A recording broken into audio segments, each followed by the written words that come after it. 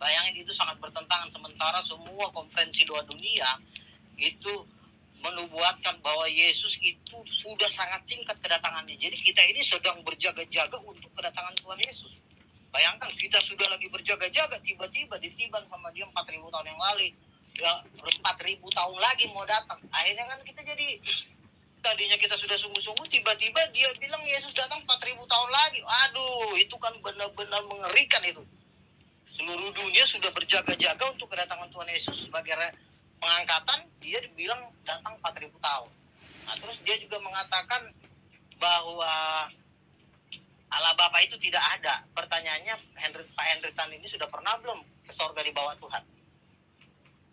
Kalau belum pernah ke sorga di bawah Tuhan, ya nggak usah bikin statement yang aneh-aneh, Pak. Nggak usah dibikin statement yang begini, begono, begini. Kalau belum pernah dibawa ke sorga dan melihat tahta Bapa, ya jangan ngomong.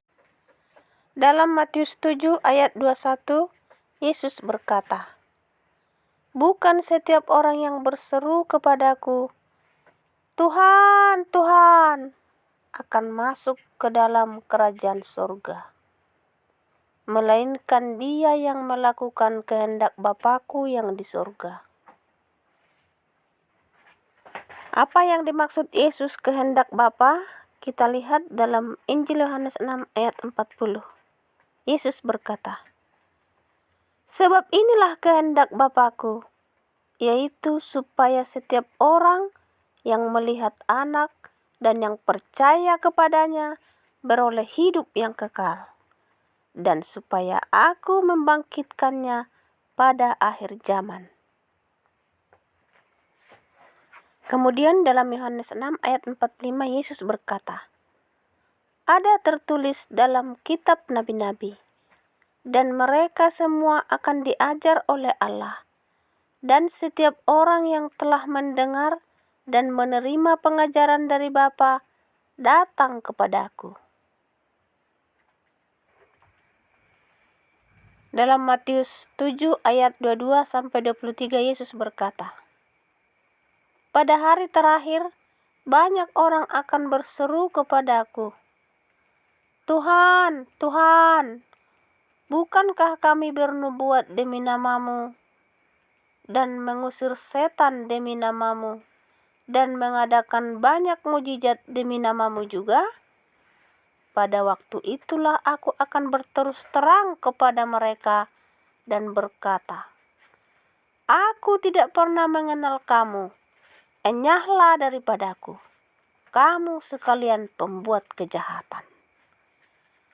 Dalam ayat ini Yesus menggertak orang-orang para pembuat kejahatan yang mengaku-ngaku menyembuhkan orang dengan menyebut nama Yesus, padahal mereka tidak mengenal Yesus.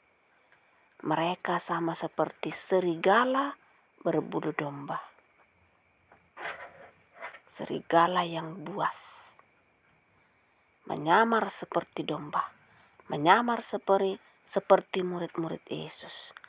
Padahal mereka adalah para pembuat kejahatan, tukang-tukang sihir dan dukun-dukun palsu.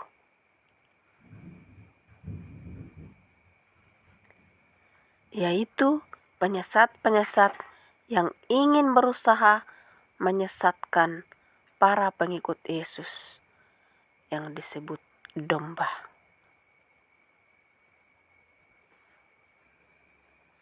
Untuk itulah dalam Matius 7 ayat 15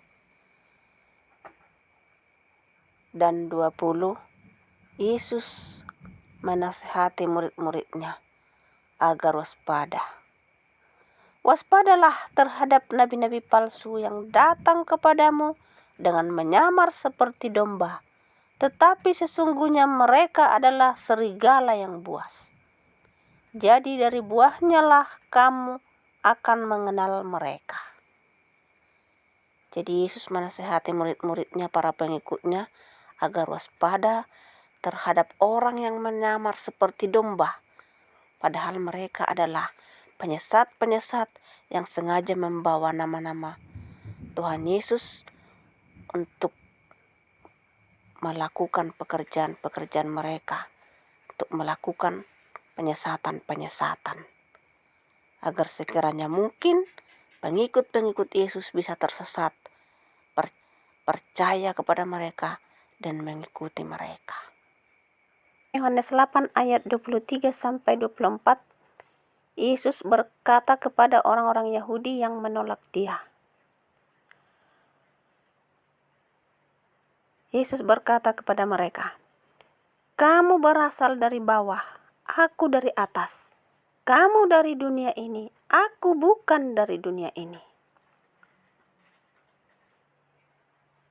Kemudian dalam ayat 24, Yesus berkata, "Karena itu tadi aku berkata kepadamu, bahwa kamu akan mati dalam dosamu, sebab jikalau kamu tidak percaya bahwa akulah Dia, kamu akan mati dalam dosamu." Dia yang dimaksud di sini adalah Allah yang tubuh roh, yang tidak bisa dilihat oleh tubuh manusia berdosa, yaitu Allah, sumber dari semua yang ada, Tuhan semesta alam. Jadi kalau kita tidak percaya bahwa Yesus itu adalah Allah yang sumber dari semua yang ada, maka kita akan mati dalam dosa kita. Inilah sebabnya Tuhan Yesus memerintahkan murid-muridnya, pengikut-pengikutnya, untuk memberitakan Injil ke seluruh dunia, supaya seluruh dunia tahu bahwa Yesus adalah Tuhan dari semua orang, supaya semua bisa selamat. Jadi orang Kristen tidak butuh lagi kitab-kitab lain untuk bisa mengenal Tuhan. Cukup untuk bisa mengenal Tuhan, cukup Alkitab saja. Sudah cukup untuk bisa mengenal Tuhan Yesus, yang adalah Tuhan dari semua orang.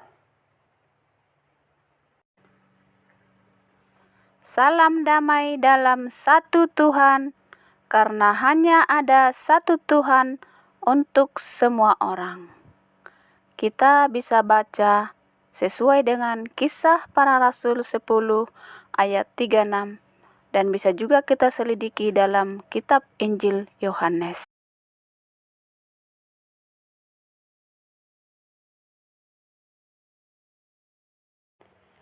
Demikianlah cuplikan video ini. Jika ingin menjadi berkat bagi banyak orang, silahkan subscribe, like, dan komen. Semoga Tuhan Yesus memberkati. Immanuel. Amin.